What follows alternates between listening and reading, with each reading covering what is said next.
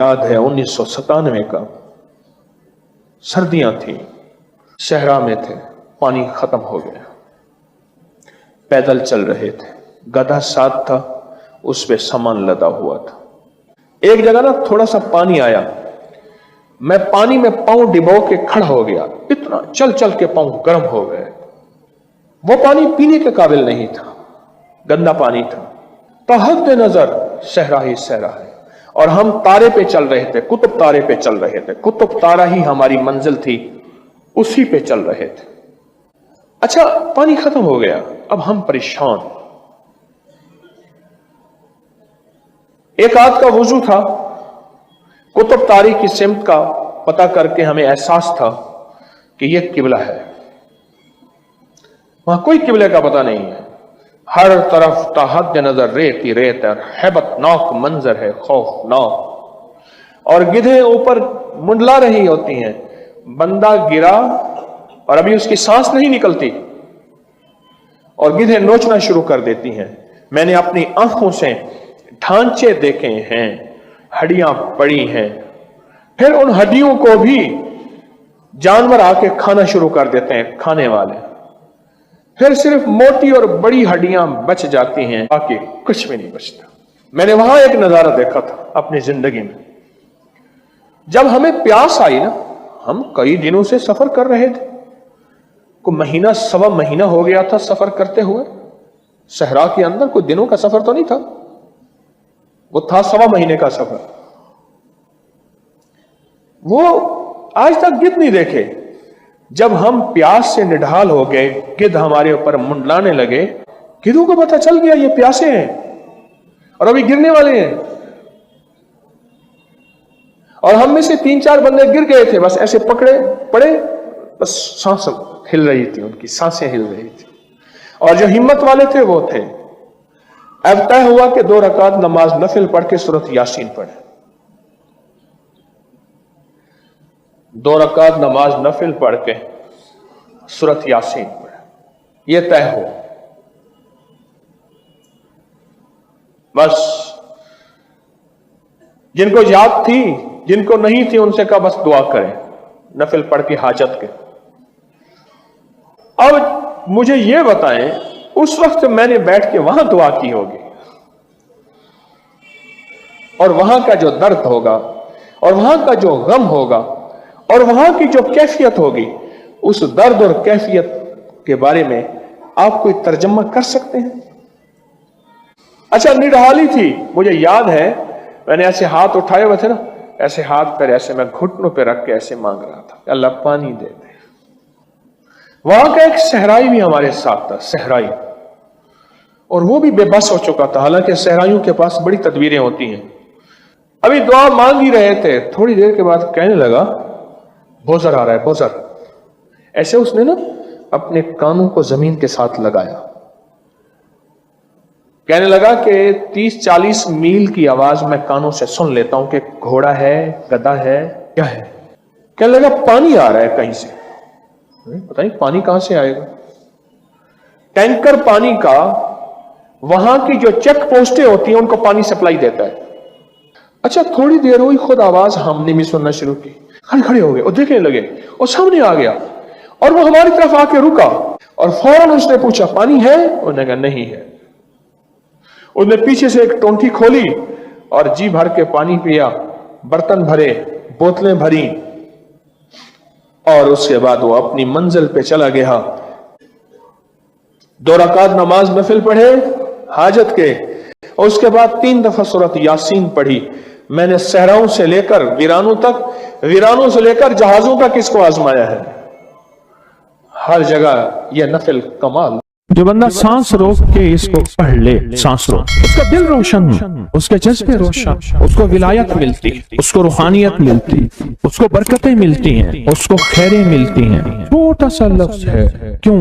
فرشتوں کی تبدیلی کا وقت ہے۔ عصر کے وقت جو بندہ عمل کرے گا اس کو 2 فرشتے ملیں گے، آنے والے بھی جانے والے۔ کسی بھی نماز میں 2 فرشتوں کی آمد نہیں ہوتی، ایک فجر میں اور ایک عصر میں، ایک آنے والے ایک جانے والے۔ آنے والے کہیں گے یا اللہ یا لا یجلیھا لوقتھا الا ہو پڑھ رہا تھا. اللہ پاک فرمائیں گے اس کا جذبہ کیا تھا؟ یا اللہ اس کا جذبہ تھا دل روشن ہو جائے، زندگی روشن ہو جائے، اندھیروں سے نکل جاؤں، دل کی دنیا آباد ہو جائے، من کی دنیا آباد ہو جائے اور جذبوں کی دنیا آباد ہو جائے. یا اللہ یہ جذبہ تھا. اور ایک فجر کا وقت ہوتا ہے جس فجر کے وقت میں یہ دو چیزیں تبدیلیاں ہوتی ہیں. عصر کے وقت ایک اور بھی فیصلہ ہوتا ہے، وہ اولاد اور نسلوں کا فیصلہ ہوتا ہے. یہ میری بات یاد رکھیے، اولاد اور نسلوں کا فیصلہ عصر کے وقت ہوتا ہے.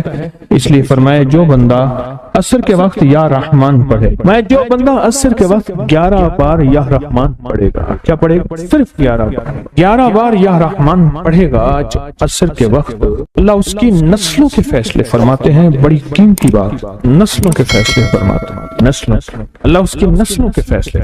اس وقت بے اولادی بڑھ رہی ہے، بہت بڑھ رہی ہے، حد سے زیادہ بڑھ رہی ہے. بے اولادی بہت بڑھ رہی ہے اور حد سے زیادہ بڑھ رہا ہے. اللہ اس کی نسلوں کے لیے فیصلے فرماتا ہے. دیکھیں اللہ نے دو چیزوں کو فرمایا ہے کہ تم ان کو پسند بھی کرتے ہو اور اس پہ تمہیں فخر بھی ہے. المال والبنون، ایک مال اور ایک بیٹے. یہ تمہارے لیے دو چیزیں پسندیدہ ہیں، مال اور بیٹے. فجر کے وقت مال ملتا ہے، عصر کے وقت بیٹے ملتے ہیں. عجیب بات، فجر کے وقت کیا ملتا ہے بولے، اور عصر کے وقت. اچھا فجر اور عصر کی تقسیم ہے، عجیب تقسیم ہے. عصر کے وقت طلسمات بہت ٹوٹتے ہیں، جادو بہت ٹوٹتے ہیں، بندشیں بہت ٹوٹتے ہیں، کیونکہ عصر کا وقت اصل میں بڑا نازک ہے. ظہر اور مغرب کے درمیان کا نازک وقت. انسان نے ظہر کو وقفہ کیا، فجر کا کام کیا ہوا ہے، اب وہ اس کو مغرب قریب نظر آتی ہے. اور یہ نماز بہت حساس نماز، بہت حساس، بہت حساس. فجر کا جو بندہ فجر کو قیمتی بنا لے گا، اللہ اس کی نسلوں میں روزی نہیں چھینے گا، اس کی نسلوں میں رزق نہیں چھینے گا، اس کی نسلوں کے اندر روٹی نہیں چھینے گا، اس کی نسلوں میں قرضے نہیں ہوں گے، اور اس کی نسلوں میں فقر نہیں ہوگا، اس کی نسلوں میں غربت نہیں ہوگی، اور اس کی نسلوں میں مفلسی نہیں ہوگی.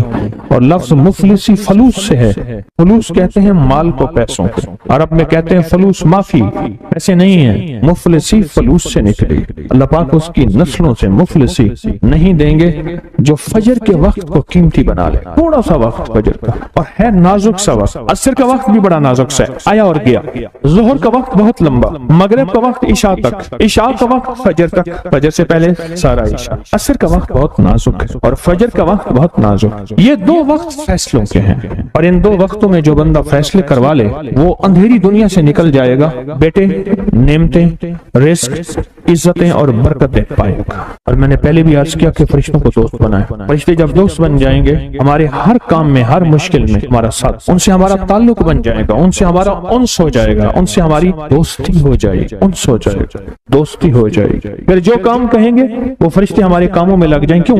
اللہ نے فرشتے بنائی اس لیے ہیں. اور اگر ان کو ہم کام کہہ رہے ہیں تو یہ شرک نہیں ہے، اللہ نے تو بنائی ہماری خدمت کے لیے. مثلا ایک بندہ اپنے کسی خادم کو کہتا ہے مجھے پانی پلا دے، تو ساتھ بیٹھا کہتا ہے کہ شرک کر رہا ہے. کیوں؟ تجھے تو اللہ سے پانی مانگنا تو بندے سے مانگ رہا ہے، تجھے تو اللہ سے مانگنا تھا، بندے سے کیوں مانگ رہا ہے؟ اللہ نے اس بندے کو میری خدمت کے لیے مقرر کیا ہے، میں اس سے اگر مانگ رہا ہوں میں مجرم تو نہیں ہوں. عصر کے وقت کو قیمتی بنا اور فجر کے وقت کو قیمتی بنا. فجر کے جو لمحات ہیں، یہ فجر کے جو لمحات ہیں یہ رزق کے لیے بہت زبردست ہیں، اور رزق روحانی اور رزق جسمانی.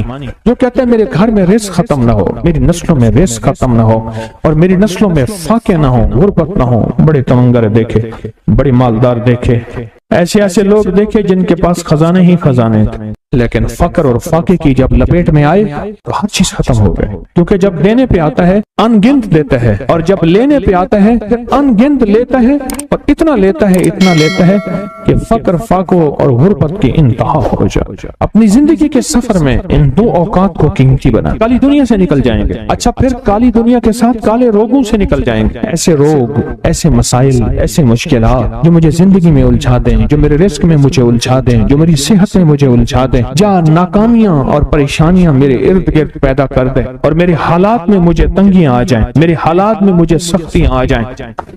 کالے روگ ایسے ہوں، لوگ مجھے چھوڑ دیں، لوگ مجھ سے منہ موڑ جائیں، مجھے چھوڑ دیں، مجھ سے منہ موڑ جائیں. اور بیماریاں ایسی ہوں، چھوٹی سی بیماری ہو، چھوٹی سی. دو لمحے ہیں، دو وقت ہیں، ایک عصر کا وقت اور ایک فجر کا. ان دو لمحوں اور دو وقتوں میں اپنی زندگی کا تھوڑا سا فارغ کریں، تھوڑا سا فارغ کریں. کالی دنیا یوں گئی، کالے لوگ یوں گئے، کالے روگ یوں گئے. چل ہر چیز گئی، ختم، ہر چیز ختم ہو، ہر چیز گئی. اور زندگی میں چین، سکون، راحت، رحمت، عزت، برکت اور سکون اور خوشیاں، خوشحالیاں اور خوشیاں، خوشحالی. اگر ہمارا دل روشن ہو جائے تو ہم اندھیرے کے سفر سے نکل آئیں، اس کے لیے کام کریں۔ دو وقت ایسے ہیں جن میں فرشتے آتے ہیں، دو وقت ایسے ہیں جن میں فرشتے آتے ہیں، ایک وقت فجر کا ہے، ایک وقت عصر کا ہے۔ یہ دو وقت ایسے ہیں جو فرشتوں کی حاضری کا وقت ہے۔ جو عصر کو آتے ہیں فرشتے، ان کی خدمت جو تبدیل ہوتی ہے وہ پھر فجر کو ہوتی ہے، جو فجر کو آتے ہیں ان کی خدمت تبدیل ہوتی ہے وہ عصر کو ہوتی ہے۔ دو وقت ایسے ہیں، اس لیے آپ نے دیکھا ہوگا فجر اور عصر کے بعد اکثر بیٹھ کے تھوڑی دیر تسبیحات پڑھتے ہیں۔ اس کی وجہ یہ دو وقت ایسے ہیں جب حاضریاں تبدیل ہوتی ہیں۔ ان دو وقتوں میں فرشتوں کے ذریعے اللہ کے پاس کچھ پیغامات پہنچا دے کہ اللہ تیرا دوست بننا چاہتا ہوں، اس دل کی دنیا کو آباد کرنا چاہتا ہوں، ان جذبوں کو پاک کرنا چاہتا ہوں، اور تیری محبوبیت چاہتا ہوں اور تجھے محبوب بنانا چاہتا ہوں۔ اللہ تو چاہتا تو ہو جائے گا، تو چاہ لے۔ اور اللہ کا ایک نظام ہے، اللہ کا ایک نظام ہے، اور وہ نظام رب کا سچا نظام، وہ نظام رب کا سچا نظام۔ اور وہ نظام کیا ہے کہ جو چاہتا ہے اللہ اس کے لیے کر دے، اس کا سچا نظام جو چاہتا ہے اللہ اس کے لیے کر دے۔ اس لیے عصر کی نماز کے بعد جو شخص عصر کی نماز کے بعد کیا کرتا ہے، لا یجلیہا، بس سانس روک کے پڑھ لے، جتنی دفعہ پڑھ لے۔ عصر کی نماز کے بعد، عصر کی نماز کے بعد بڑے فیصلے ہوتے ہیں، اور فجر کی نماز کے بعد بڑے فیصلے ہوتے ہیں، طاقتور فیصلے ہوتے ہیں، بہت طاقتور فیصلے ہوتے ہیں۔ لا یجلیہا لوقتہا الا ہو۔ عصر کے وقت میں ایک اور چیز ہے، اور بڑی اہم چیز ہے۔ ایک تو میں نے عصر کے وقت میں عرض کیا لا یجلیہا لوقتہا الا ہو، سانس روک کے پڑھ لیں، جتنی دفعہ پڑھ لیں، بہت ملتا ہے۔ تسبیحات فاطمہ کب پڑھنی ہے؟ فجر کے بعد اور عصر کے بعد۔